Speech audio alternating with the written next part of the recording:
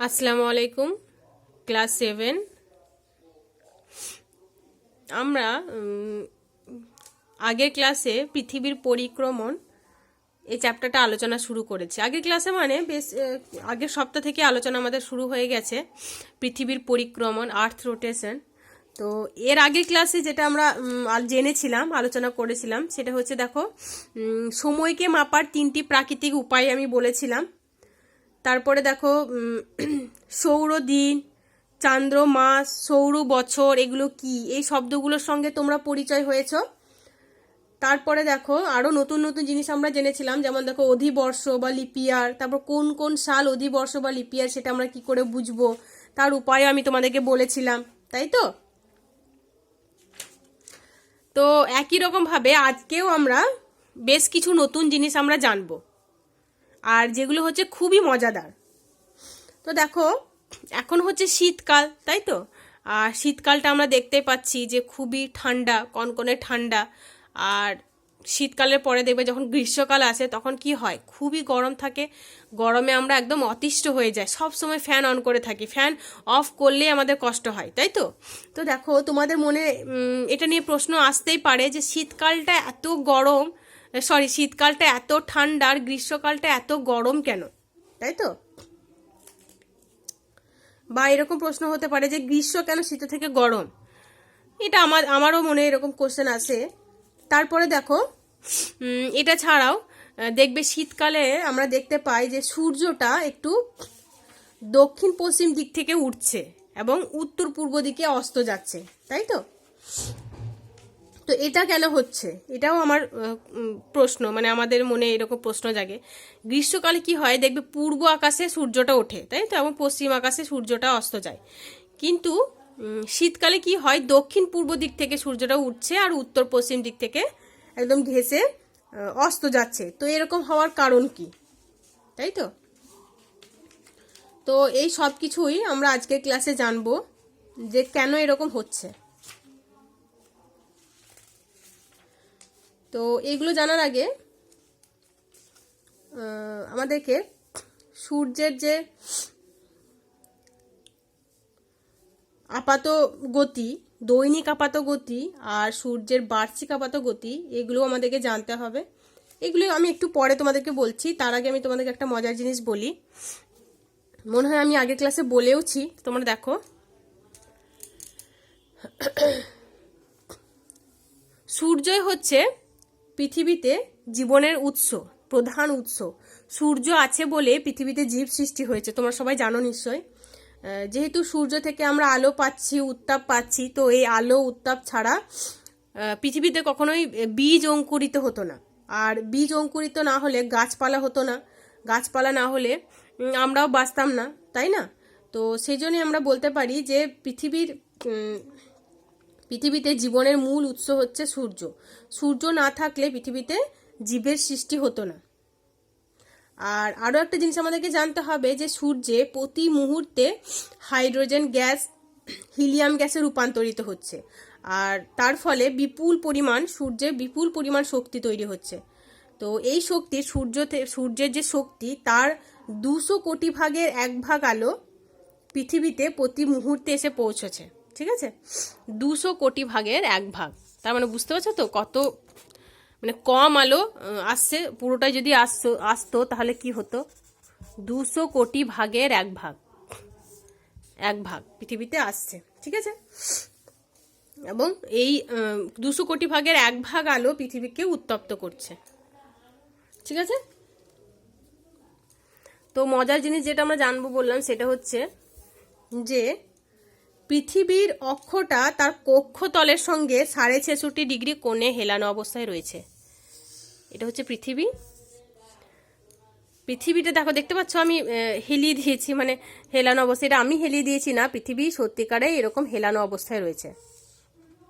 পৃথিবীর অক্ষটা তার কক্ষতলের সঙ্গে 66.5 ডিগ্রি কোণে হেলে আছে। কত? 66.5 ডিগ্রি কোণে হেলে অবস্থান করছে।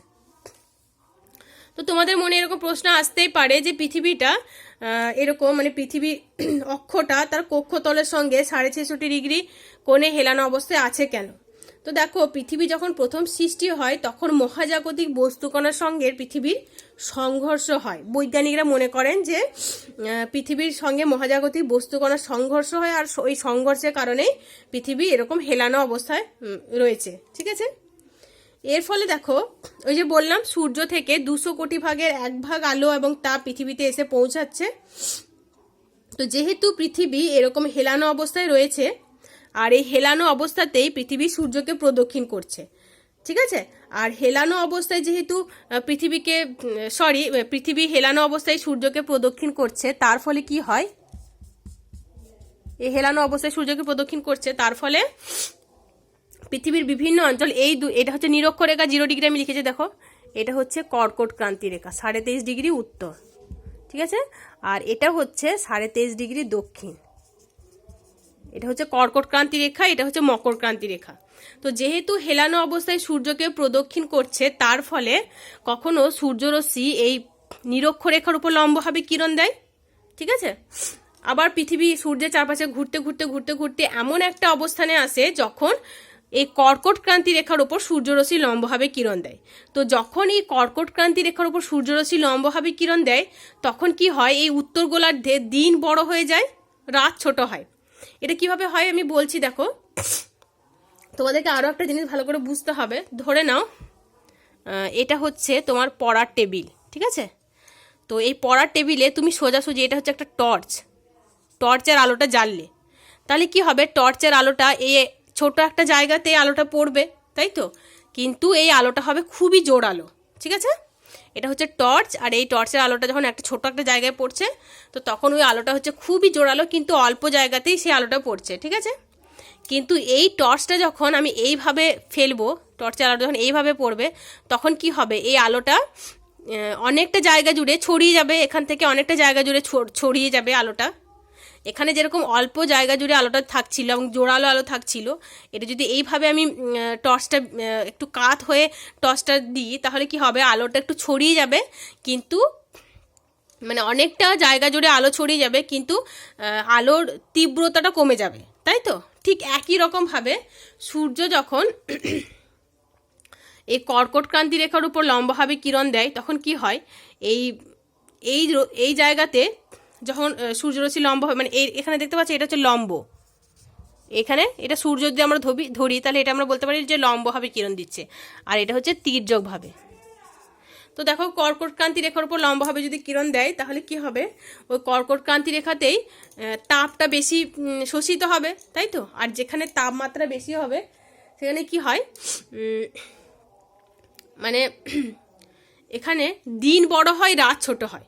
তো দিন যখন বড় হচ্ছে, দিনের তাপটা বেশি শোষিত হচ্ছে, আর যতটা তাপ দিনের বেলা শোষিত হচ্ছে, রাতটা যেহেতু ছোট, তো সেই জন্যেই তাপটা বেশি বিকিরিত হয়ে ফিরে যেতে পারছে না। ঠিক আছে, তো দিনের যে তাপটা সেটা বেশি শোষিত হচ্ছে, রাতেরবেলা ওই পরিমাণ তাপটা ফিরে যেতে পারছে না, তো তাপ শোষণ হয়ে হয়ে হয়ে হয়ে উত্তর গোলার্ধে তখন কি হচ্ছে, গ্রীষ্মকাল বিরাজ করছে। ঠিক আছে, কি কাল, গ্রীষ্মকাল বিরাজ করে। আর এই সময় উত্তর গোলার্ধে দিন বড় হয়, রাত ছোট হয়, দিন প্রায় 14 ঘন্টার হয় আর রাত 10 ঘন্টার হয়। ঠিক আছে, ঠিক এই সময় এখানে যখন সূর্যরশ্মি লম্বভাবে কিরণ দেবে, তো এখানে কি হবে, সেই সময় দক্ষিণ গোলার্ধে মানে মকর ক্রান্তি রেখায় সূর্যরশ্মিটা তির্যকভাবে কিরণ দেবে, তাই তো। আর তির্যকভাবে যখন কিরণ দেবে, তখন কি হবে, এই অঞ্চলে তাপমাত্রাটা কম শোষিত হবে। তো তার ফলে এখানে যেহেতু গ্রীষ্মকাল, এই দক্ষিণ গোলার্ধে ঠিক তার উল্টো অবস্থা বিরাজ করে, এখানে কি হয়, শীতকাল বিরাজ করে, এখানে রাত বড় হয়, দিন ছোট হয়। ঠিক আছে, বিপরীত অবস্থা বিরাজ করে। এরপরে আস্তে আস্তে আবার সূর্য তার এই নিরক্ষরেখার ওপর, মানে 0 ডিগ্রিতে নিরক্ষরেখার ওপর সূর্যরশ্মি লম্বভাবে কিরণ দেয়, তখন কি হয়, 2 গোলার্ধেই দিন রাত্রি সমান হয়, 12 ঘন্টা দিন 12 ঘন্টা রাত হয়। ঠিক আছে, তারপর আবার পৃথিবী সূর্যের চারপাশে ঘুরতে পৃথিবী তো হেলে আছে আমি বললাম, তো ঘুরতে এমন একটা অবস্থানে আসে যখন সূর্যরশ্মি এই কর্কট ক্রান্তি রেখার উপরে, এটা হচ্ছে কর্কট ক্রান্তি রেখা, এই রেখার উপরে লম্বভাবে কিরণ দেয়। ঠিক আছে, তো এই রেখার উপর যখন লম্বভাবে কিরণ দিচ্ছে, এখানে কি হচ্ছে, দিন বড় হচ্ছে, রাত ছোট হচ্ছে, আর উত্তর গোলার্ধে ঠিক তার বিপরীত অবস্থা বিরাজ করছে। উত্তর গোলার্ধে কি হচ্ছে, রাত বড় হচ্ছে, দিন ছোট হচ্ছে। তো এখানে দিন বড় হলে, রাত ছোট হলে কি হবে, বেশি তাপমাত্রা ফিরে যেতে পারবে না, তাই তো, বিকিরিত হয়ে। যেহেতু রাতটা ছোট সেই জন্য এখানে তখন হচ্ছে গ্রীষ্মকাল, আর উত্তর গোলার্ধে ঠিক তার বিপরীত অবস্থায় বিরাজ করছে, সেটা হচ্ছে শীতকাল। ঠিক আছে, তো এই কারণে শীতকালটা প্রচণ্ড ঠান্ডা হয় আর গ্রীষ্মকালটা প্রচণ্ড গরম হয়। ঠিক আছে, যেহেতু পৃথিবীটা তার কক্ষতলের সঙ্গে তির্যকভাবে মানে হেলে অবস্থান করছে, আর সূর্যরশ্মি কখনো তির্যকভাবে কিরণ দিচ্ছে, কখনো লম্বভাবে কিরণ দিচ্ছে, তো যার ফলে শীতকালটা ঠান্ডা হচ্ছে। শীতকালে এই যে তির্যকভাবে কিরণ দিচ্ছে আর গ্রীষ্মকালে লম্বভাবে কিরণ দিচ্ছে, তো গ্রীষ্মকালে গরম হয় আর শীতকালটা ঠান্ডা হয়। বোঝা গেছে? বুঝতে পেরেছ আশা করছি। এবার দেখো এখানে একটা মজার জিনিস হচ্ছে, এই যে বললাম কখনো কর্কট ক্রান্তি রেখার উপর সূর্যরশ্মি লম্বভাবে কিরণ দিচ্ছে, কখনো আবার নিরক্ষ রেখার উপর সূর্যরশ্মি লম্বভাবে কিরণ দেয়। আমি ডেটগুলো মানে তারিখগুলো পরে একটু পরে বলছি। তো দেখো মানে কর্কট ক্রান্তি রেখার উপর সূর্যরশ্মি লম্বভাবে কিরণ দিচ্ছে, আবার নিরক্ষ রেখার উপর কখনো সূর্যরশ্মি লম্বভাবে কিরণ দিচ্ছে, আবার দেখো কখনো মকর ক্রান্তি রেখার উপর সূর্যরশ্মি লম্বভাবে কিরণ দিচ্ছে।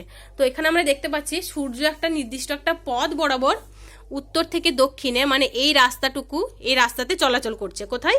দুই ক্রান্তীয় রেখায় চলাচল করছে। ঠিক আছে, আদৌ কিন্তু সূর্য চলাচল করছে না, পৃথিবী সূর্যের চারপাশে ঘুরছে, ঘুরতে ঘুরতে এমন এরকম অবস্থানে আসছে, কিন্তু দেখে আপাত দিক থেকে দেখে মনে হয় যে সূর্যটা ঘুরছে।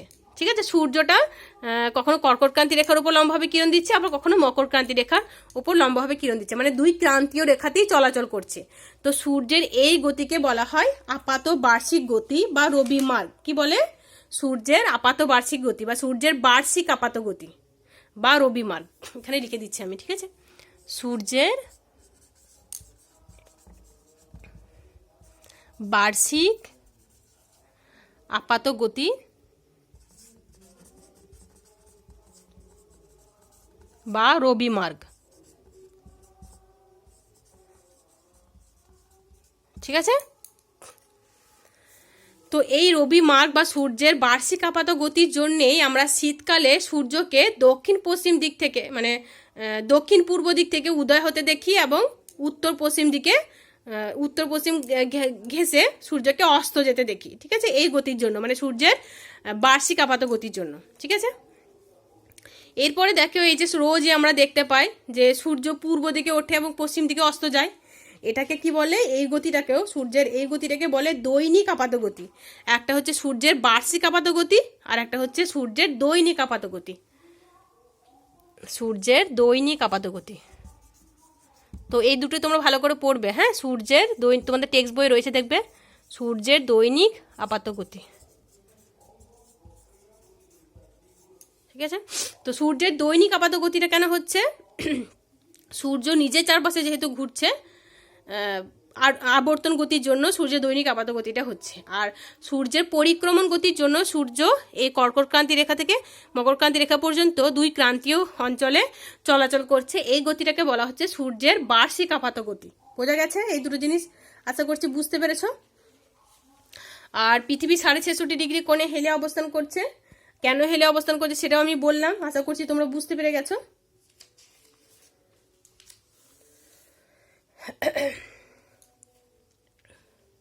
এরপরে দেখো আমরা এই যে জিনিসটা আমি তোমাদেরকে বললাম যে ক্রান্তীয় অঞ্চলে মানে কর্কট ক্রান্তি রেখার উপর সূর্য হচ্ছে লম্বভাবে কিরণ দিচ্ছে, এটা আমি ছবি এঁকে তোমাদেরকে আরেকটু ভালো করে বলছি। ঠিক আছে, আর তারিখগুলো আমি তোমাদেরকে বলছি, তাহলে দেখো এই জিনিসটা তোমরা ভালোভাবে বুঝতে পারবে। দেখো এতক্ষণ ধরে যেটা আমি তোমাদেরকে এরকম একটা ছবি এঁকে বললাম, এটাই আমি আরেকটু বড় ছবি এঁকে তোমাদেরকে বলছি। দেখো ওই যে বললাম সূর্য কি হয়, কখনো উত্তর গোলার্ধে মানে লম্বভাবে কিরণ দিচ্ছে কর্কট ক্রান্তি রেখার উপর, আবার কখনো দক্ষিণ গোলার্ধে মকর ক্রান্তি রেখার উপর লম্বভাবে কিরণ দেয়। আর এটা কেন হচ্ছে? যেহেতু পৃথিবীর অক্ষটা কক্ষতলের সঙ্গে 66.5 ডিগ্রি কোণে হেলে অবস্থান করছে। দেখো হেলে অবস্থান করছে, তো তার জন্য এরকম হচ্ছে। তো যদি এরকম না হয়ে মানে হেলে অবস্থান না করে এরকমভাবে অবস্থান করতো, তাহলে কি হতো? এরকমভাবে অবস্থান করলে পৃথিবীর সর্বত্র সমানভাবে সূর্যরশ্মি পড়তো এবং তার ফলে এই ঋতু পরিবর্তন হতো না, মানে কোথাও গ্রীষ্মকাল আবার কোথাও শীতকাল, এটা হতো না। পৃথিবীর সর্বত্রই মানে এরকম হতো যে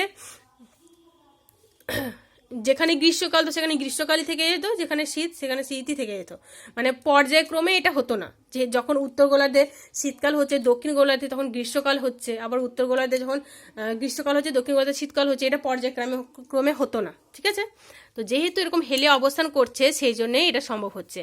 আর এই হেলে অবস্থানের জন্য আর কি কি হচ্ছে, মানে কিভাবে এই পর্যায়ক্রমে উত্তর গোলার্ধে সূর্যরশ্মি লম্বভাবে কিরণ দিচ্ছে, দক্ষিণ গোলার্ধে কিভাবে সূর্যরশ্মি লম্বভাবে কিরণ দিচ্ছে, এবং সেই দিনগুলোকে কি বলে, কবে এগুলো হচ্ছে, তো সেগুলো আমি একটু বলবো। ঠিক আছে, তো দেখো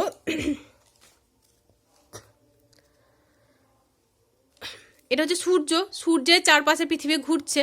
তো সূর্যের চারপাশে পৃথিবী ঘুরতে ঘুরতে ঘুরতে ঘুরতে এমন একটা অবস্থানে আসে, মানে 21শে মার্চ তারিখে এমন একটা অবস্থানে আসে যখন সূর্যরশ্মি এই নিরক্ষরেখার উপরে, এই যে দেখতে পাচ্ছ তোমরা নিরক্ষরেখা, এই নিরক্ষরেখার উপরে সূর্যরশ্মি লম্বভাবে কিরণ দেয়। এখানে আমি সূর্যটা ছোট্ট করে দেখাচ্ছি যেহেতু জায়গা নেই।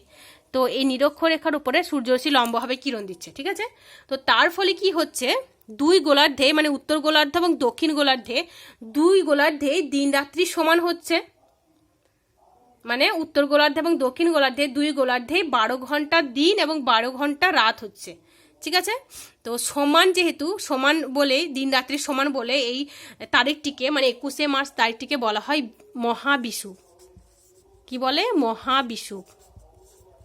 ঠিক আছে, মহাবিষুব। বিষুব কথার অর্থ হচ্ছে সমান দিন রাত্রি, এটা মনে রাখবে, সমান দিন রাত্রি। বিষুব কথার অর্থ হচ্ছে সমান। ঠিক আছে, আর 21শে মার্চ তারিখে যেহেতু দুই গোলার্ধে দিন রাত্রি সমান হচ্ছে, 12 ঘন্টা দিন 12 ঘন্টা রাত, সেই জন্যেই এই তারিখটিকে বলা হয় মহাবিষুব।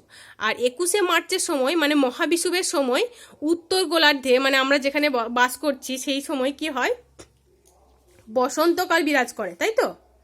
তো সেই জন্যে মহাবিষুবকে বসন্ত বিষুবও বলা হয়। কি বলে? বসন্ত বিষুব।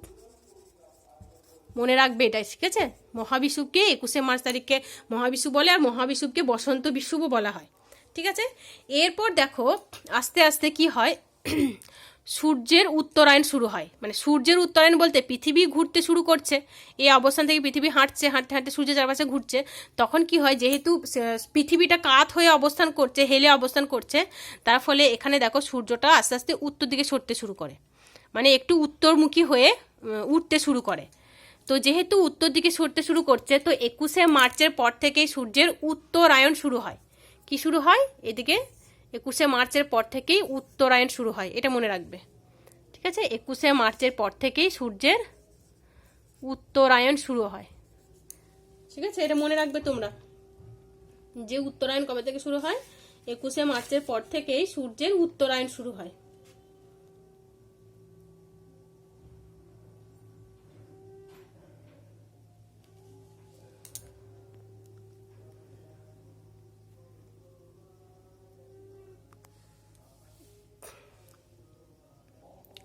দেখো উত্তরায়ণটা আমি একটু ভুল বললাম, এটা উত্তরায়ণ নয়, উত্তরায়ণটা আমি একটু পরে বলছি।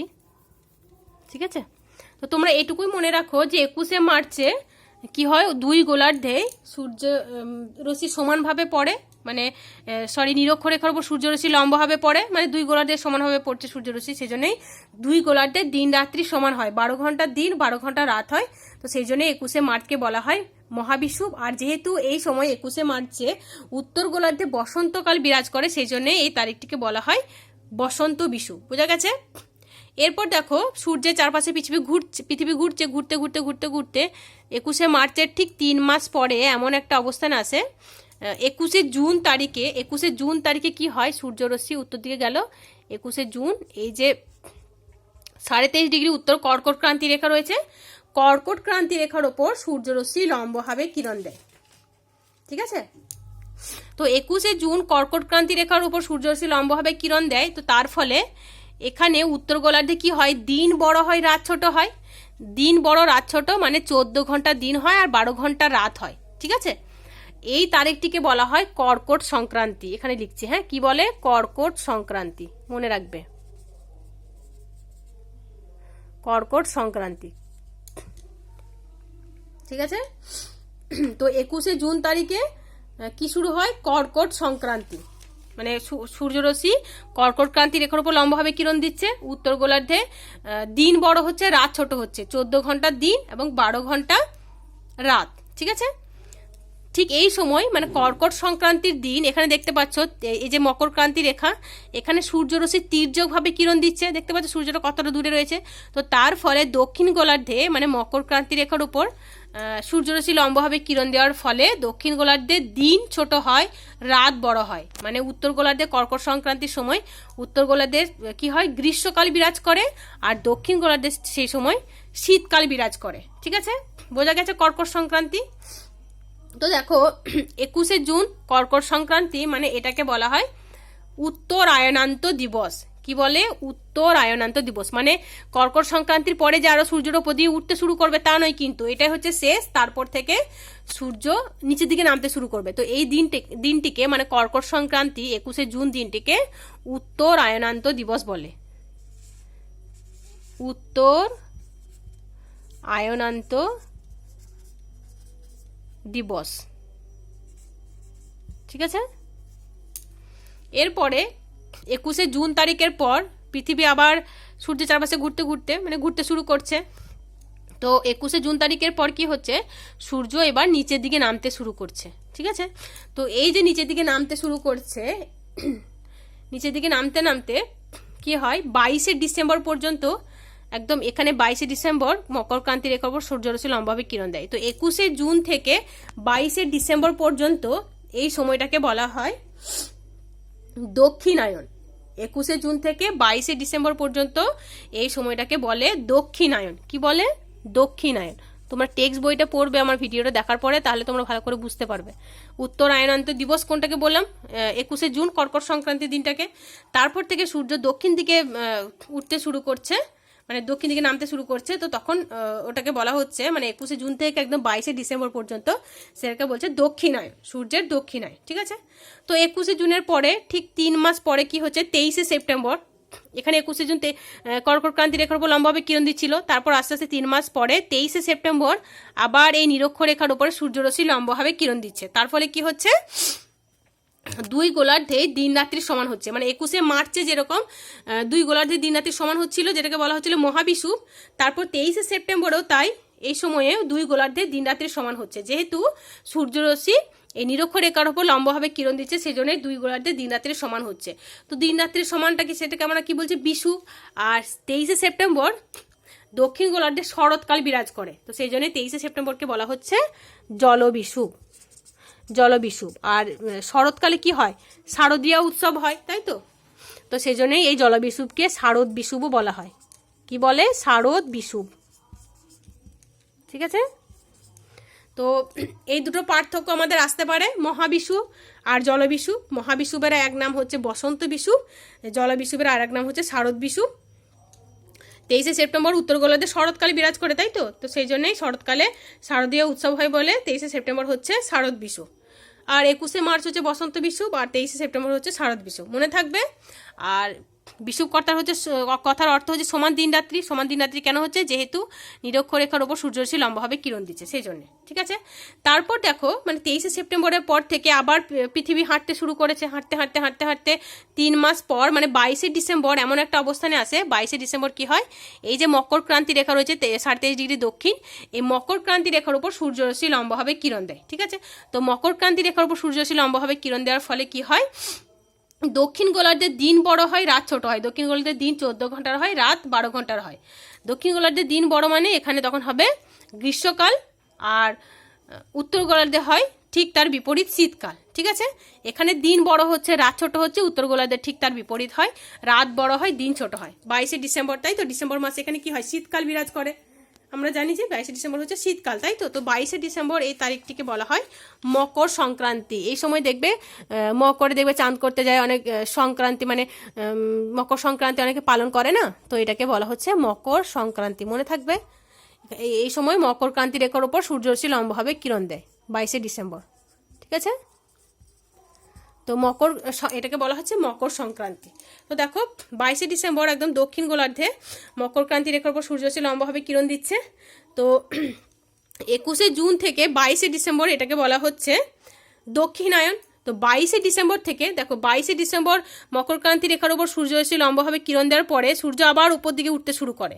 তো সেই জন্যে 22শে ডিসেম্বর থেকে একদম 21শে জুন পর্যন্ত এটাকে বলা হয় সূর্যের উত্তরায়ণ। কি বলে? সূর্যের উত্তরায়ণ, সূর্যের উত্তরায়ণ, ঠিক আছে। আর 22শে ডিসেম্বর তারিখটিকে বলা হয় সূর্যের দক্ষিণায়নান্ত দিবস। কি বলে? দক্ষিণায়নান্ত দিবস, দক্ষিণায়নান্ত দিবস, ঠিক আছে। তারপর ঠিক এই 3 মাস পরে আবার 21শে মার্চ আসে। 21শে মার্চের সময় নিরক্ষরেখার ওপর সূর্যরশ্মি লম্বাভাবে কিরণ দেয়, ঠিক আছে। তো আজকে পর্যন্ত এটুকুই থাক তোমাদের, যেটুকু আমি বললাম মহাবিষুব, জলবিষুব, কর্কটক্রান্তি, মকর সংক্রান্তি, রবিমার, সূর্যের দৈনিক আপাত গতি, এগুলো ভালো করে পড়ো। নেক্সট ক্লাসে আমরা ইনশাল্লাহ ঋতু পরিবর্তনটা আলোচনা করব, ঠিক আছে। আসসালামু আলাইকুম।